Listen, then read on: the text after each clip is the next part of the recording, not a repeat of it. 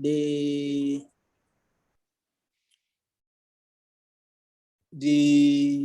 point was made from the two perspectives. One, some of the view that we have in Nigerian jurisprudence, while some are of a contrary view that we do not have a Nigerian jurisprudence. I think for us, the two positions ought to be considered from the perspective of what jurisprudence is.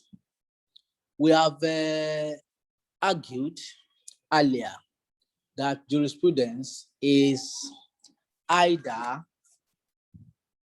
the science of the law, or the art of the law, or the philosophy of the law. And as argued by a scholar, that jurisprudence is big, if not bigger than the law itself. What this means is that to come to a conclusion, whether there is a Nigerian jurisprudence or not, will have to conceptualize jurisprudence as it is and see whether what we have now can be referred to as Nigerian jurisprudence. That we have Nigerian law, there's no doubt about it. Laws, there's no doubt about it. That we have a constitution that is guiding us and is supposed to be the foundation of our jurisprudence is also not in doubt. But can we say that the laws we have today have philosophical foundation? Can we say that the laws we have today can be regarded as scientific? Can we say that the laws we have today are can be regarded as the totality of the wishes and the consensus of the Nigerian people? Of course, you will agree with me that that is not likely to be easily discernible. If that is the situation, then we need to now subject our laws to these functions. For me, the question is, we cannot deny the fact that we have Nigerian jurisprudence. The question, however, is what kind of Nigerian jurisprudence do we have? And like I said in class, is it possible for us to classify the kind of thinking that goes into the decisions in other clients, such that today we will have Jeremy Bentham advocating a position. Today we have a Stone advocating a position. Today we have so many others who are talking about jurisprudence. But we can also not run away from the fact that people have canvassed views that are jurisprudential in nature. They may not be as popular as we expect them to be. Two, they may not be as far-reaching as we expect them to be. We may not they may not be as depth as we want them to be. Just listen to this. It's a view of one of our justices talking about jurisprudence. And they will agree with me that if people can think in this manner, then we cannot shy away from the fact that we have a Nigerian jurisprudence. This was what Honorable Justice Olagunju of blessed memory of the Court of Appeal said when he was describing jurisprudence in the case of Umana versus Atta. Umana versus Atta was reported in 2004, 7 Nigerian Weekly Law Report, Part 871, 63 at 106 to 107. This was what His Lordship said. Described here in the poetic form as the pathfinder on the progressive compass of the scientific global epoch, which must distance the law from such opprobrium engendered by exacerbable pedantry, so as to retain its preeminence in the vanguard of human advancement that is fast shedding its archaic relics for the good of mankind. I come again. The pathfinder on the progressive compass of the scientific global epoch, which must distance the law from such opprobrium engendered by the exercisable pedantry, so as to retain its preeminence in the vanguard of human advancement that is fast shedding its archaic relics for the good of mankind. Now, with this kind of thinking, is it now possible for us to just wave off the fact that we do not have anything like Nigerian jurisprudence? But what has afflicted our jurisprudence from growing as expected, from developing as expected, from attaining the goal that the thinkers, the jurists that had passed through this climb in the past, why have we not moved beyond the level we are? And that will take me to the issues, the 5 issues I identified during our last class, which I called crisis of jurisprudence in Nigeria.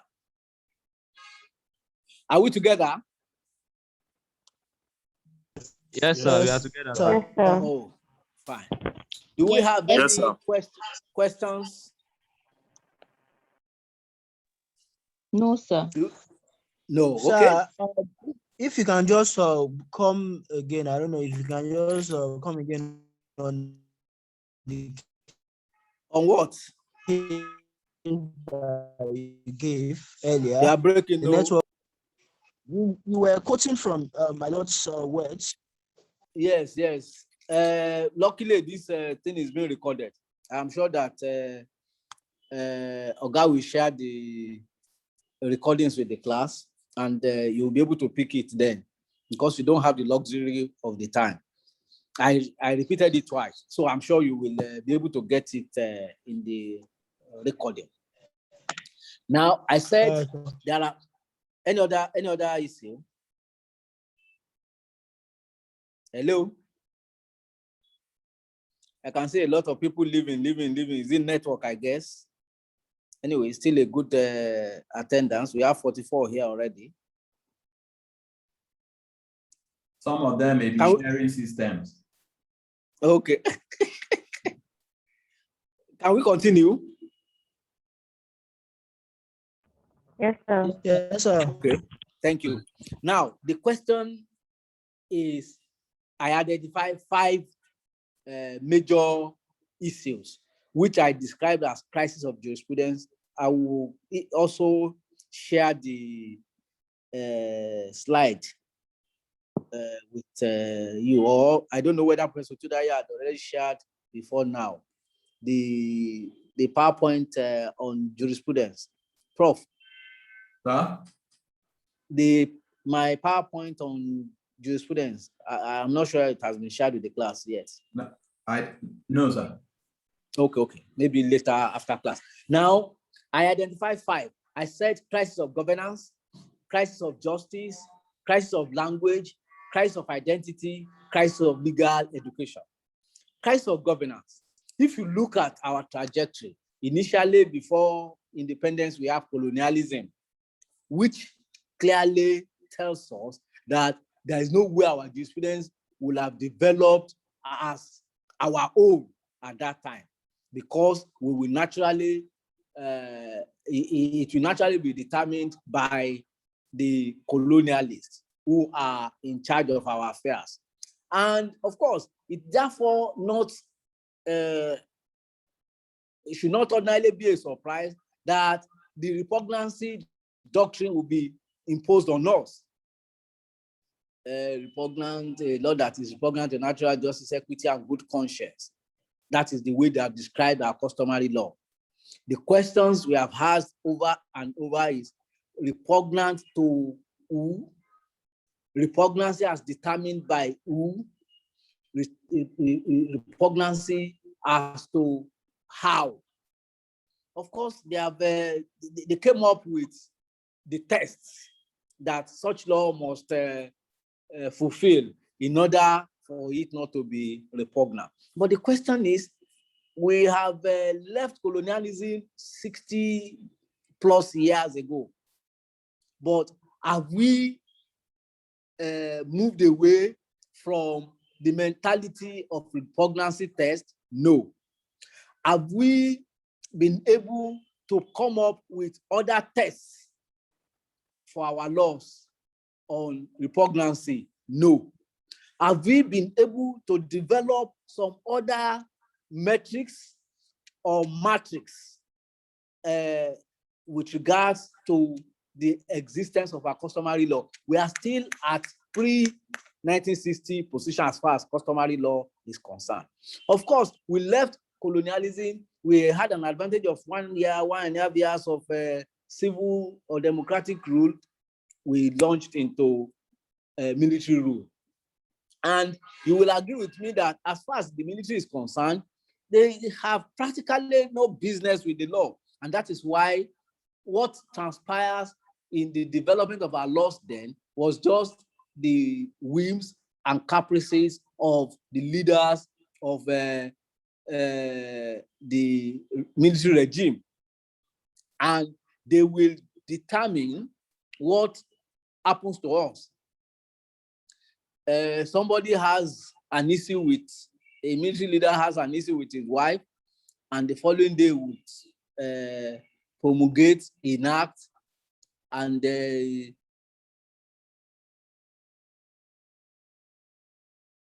cannot fight their husbands. And that was the position we had before the 1999 regime. Unfortunately, between 1999 and today, we have not done any better in the development of our jurisprudence. And this is also a function of the military mentality that had been with us for a long time. To now compound it, we had a civil regime between 1999 and 2007, headed by a former military leader. Today, the past 6 years, we have also been visited by another military leadership in the helm of affairs. So for me, our governance structure has affected the development of our jurisprudence. And I believe this is an issue that you, the body lawyers, must find a way to navigate through, think outside the box, and come up with some positions that will improve our jurisprudence. Do we have questions? Do we have questions? Hello? Sir? No, sir. Hi, yes, sir. We are with you, sir. No question. No question. Oh, No question from this end, sir.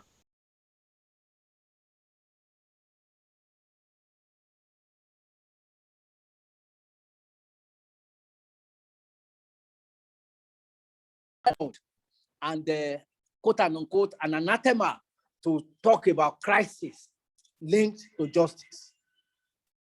Ironically, that is the situation we are in Nigeria today. And if you look at the recent decision of the Supreme Court on, I will just call attention to a few ones. One, there was this latest one, Jegede versus Akeredolu, that was determined a few days, I think it was last Friday, with regards to the governorship petition in respect of Ondo State, which was a 4-3 decision. I mean, deciding essentially that Mr. Rotimi Akeredolu SAN won the gubernatorial election. Therefore, you can now see from both camps, the PDP camp and that as far as APC is concerned, it is 4-3. And therefore, it is a victory for them. Nobody is bothered about the fine or ugly points that were made in the decision. In the PDP camp, Jegede and his people are of the view that, it's unfortunate we did not join Buni, and came up with reasons why Buni was not joined in the case.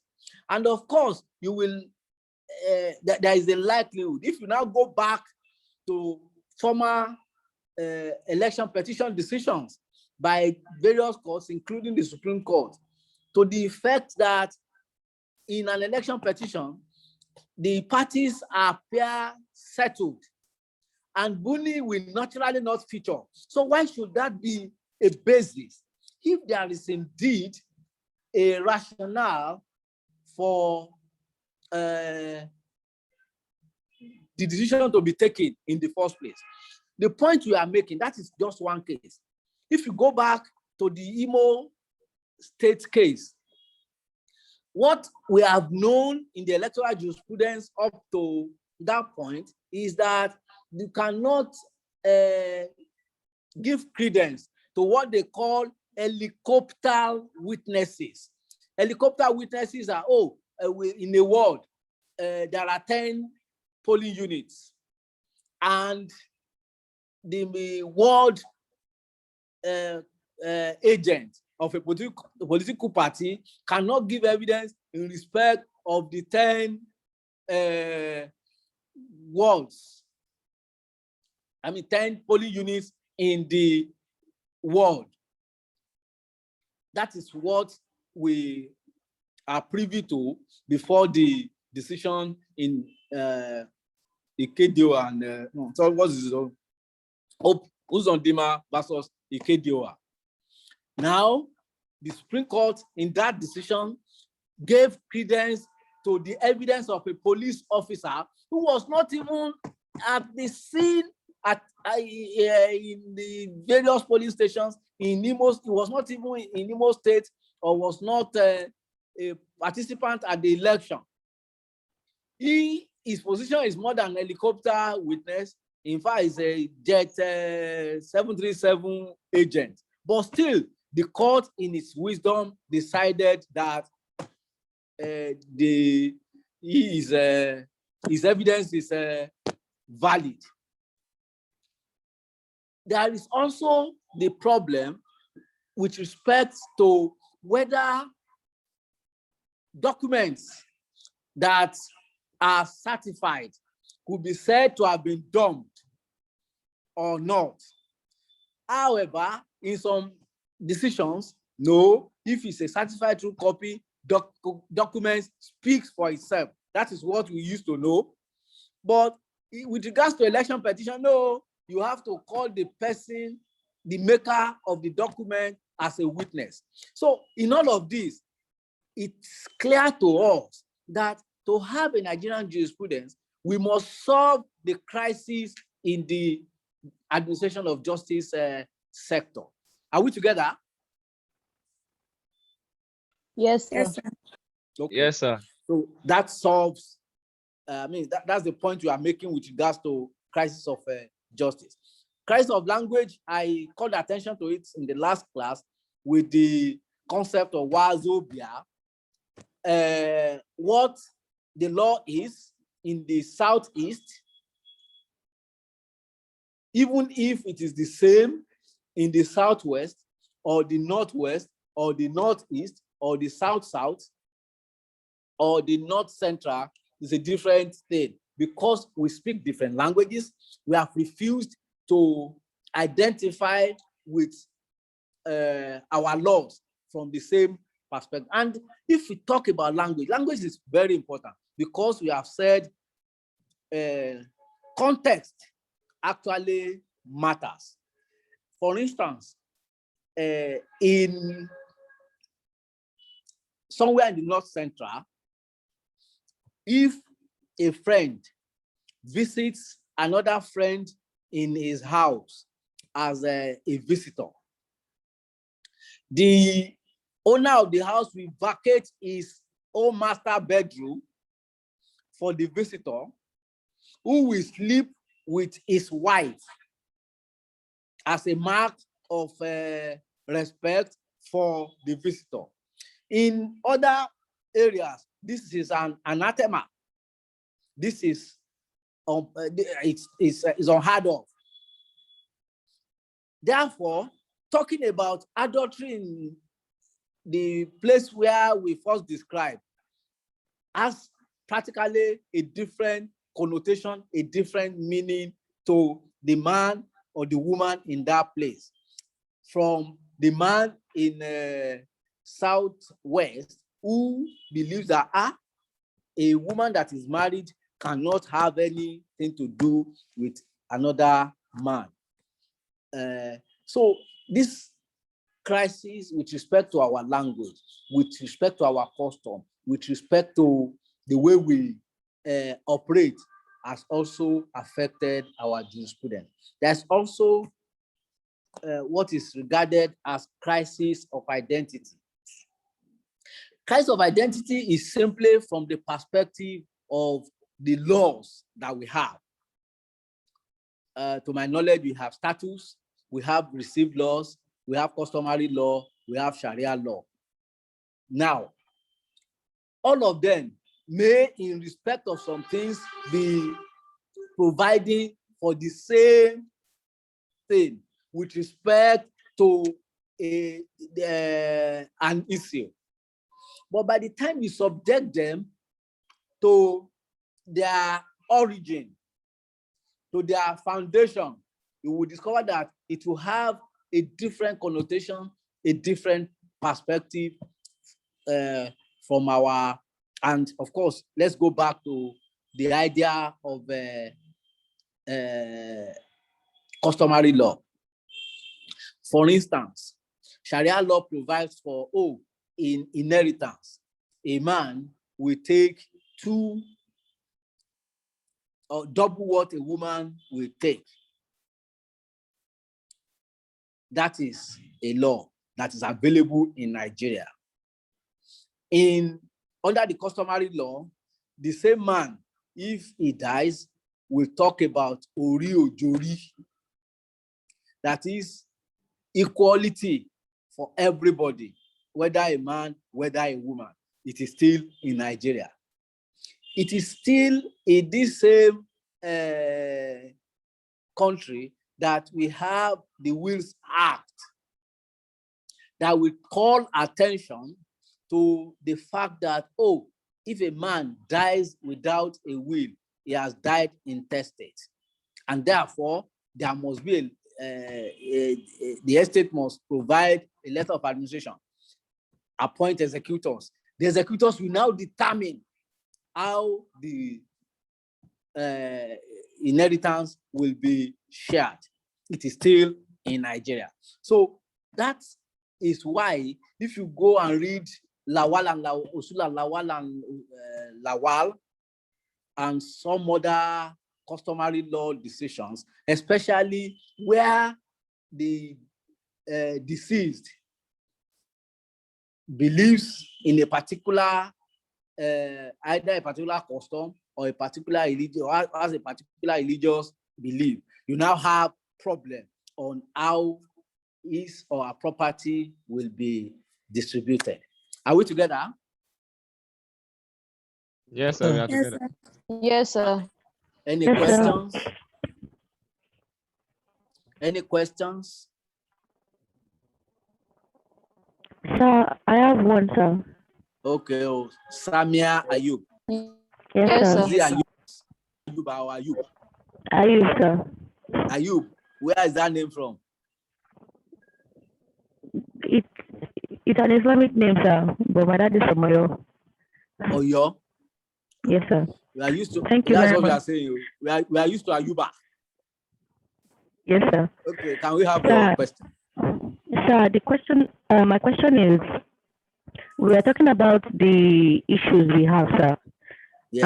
and I'm thinking not only within the Nigerian context, but the African context in general. We have the issue of language, the identity crisis, and all. What do you think we should? What do you think should be in place to solve some of these issues and the way to go about it? And not only even within the Africa. When we're talking about the Africa, we're talking about the African diaspora, meaning the people of African descent that is outside there that also have issues that are not basically following the, let's say, like the Western ideology, or they're not aligning with it. What then should we do, or what then should we put in place, sir? Thank you, sir. Thank you. I think the major step we need to take, in my view, I may be wrong, is one, let us have a law that is on virtually on all issues, that is general to all of us as Nigerians. Take the issue of criminal code or crime. If you commit rape in the north, you are subject to the penal code. If you commit the same offense in the south, you are subject to criminal code. And you now discover that the provisions there are different. Therefore, if it is able to, if you read state versus injuvence with regards to where an offense is committed, if except that it transcends more than one boundary, south, west, north, central. So the point I'm making is that what the other climes have done is to come up with what they call the common law, which, whether you are Scottish, whether you are Scandinavian, whether you are Irish, the common law will still be applicable to you. And it will go a long way in developing our jurisprudence. Two, I also believe it is important for the judiciary because that is the essence of judicial precedence, that we should be able to be, that there should be certainty in our laws. Yes, if the law provides for A plus B is equal to C, 2 years later, if you have to review or change that position, A plus B will be C for the entire period that it operates.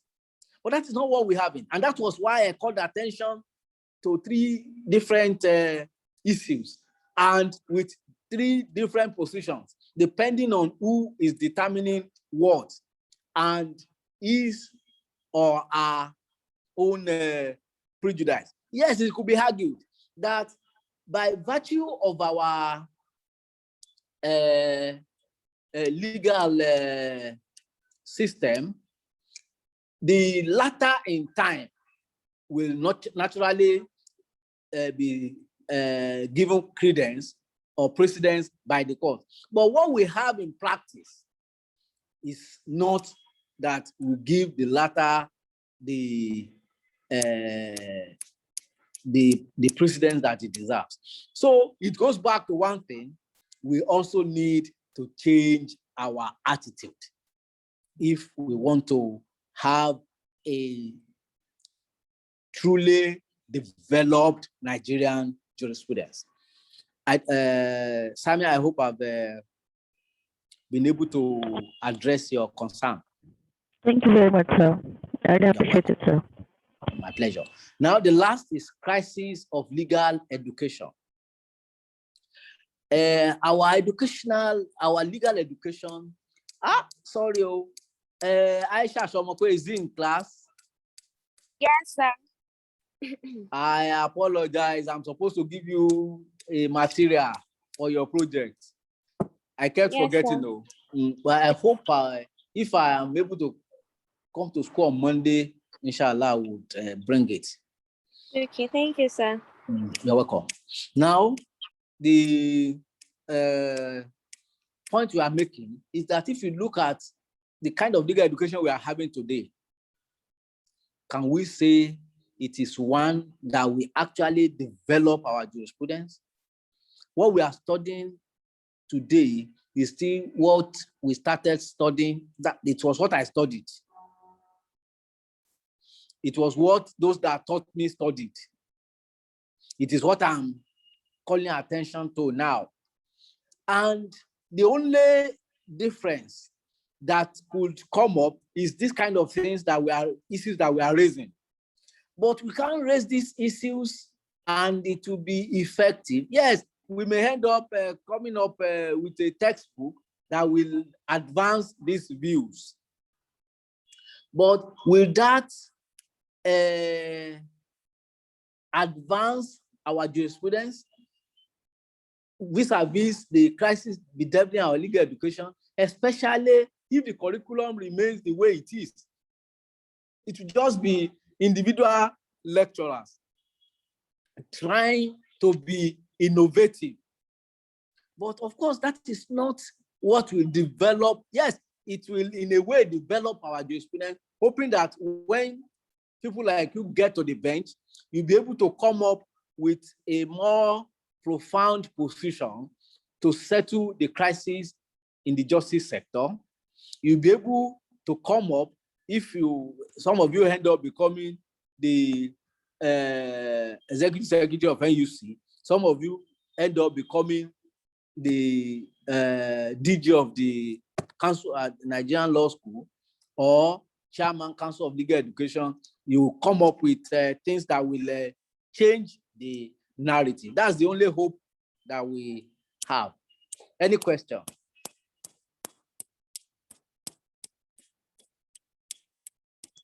Yes, sir. On the issue of legal education,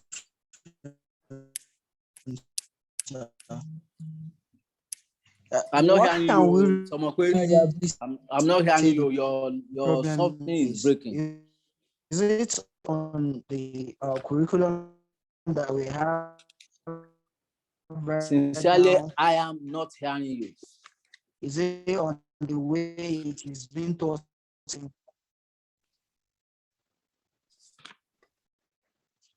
Okay, can you hear me now, sir? Yes. It appears better. Hello, sir. Yes, I can hear you better now. Hello, sir. I am with you. Thank you very much. On the issue of legal education. Thank you. On the issue of legal education, what can we say the problem is? Is it on the curriculum or?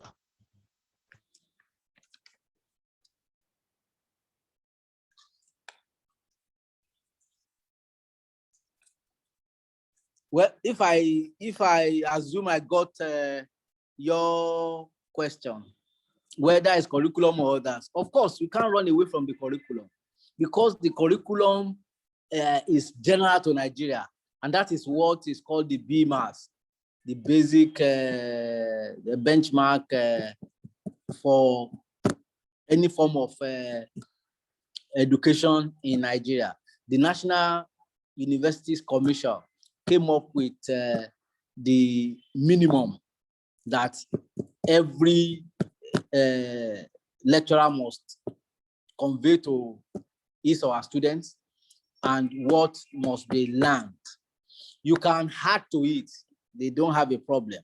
But you cannot add to it from the perspective of you can add to it from the perspective of expanding the scope, but not adding anything new that is not within the benchmark. And of course, that will naturally limit the extent that we can actually go. Let me just try and believe that whatever it is that we have a duty to be mindful of the need to tinker with the way we do it now. Is somebody raising an issue? Yes, sir. I have a question, sir.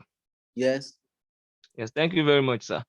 Yes, if we look at all these crises, particularly if we look at crisis of governance, crisis of language, crisis of identity, we'll see that all these crises that I've just mentioned, they have to do with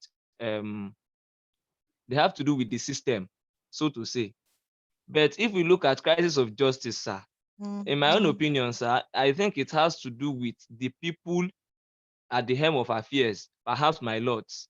And with your answer to Samuel's question, it seems that all these crises, the other crises I mentioned earlier, they can be solved on the long run. Can you hear me, sir? Yes, I'm with you. All right, sir. But if you look at crisis of justice, do you think that there is a particular way that this can be solved? Because it does not seem to me to be a problem or a crisis that is attached to the system, but one that is attached to the people at the helm of affairs, that is the justices. Well, that's a view that you have canvassed. For me, it is also systemic. Systemic in the sense that there are no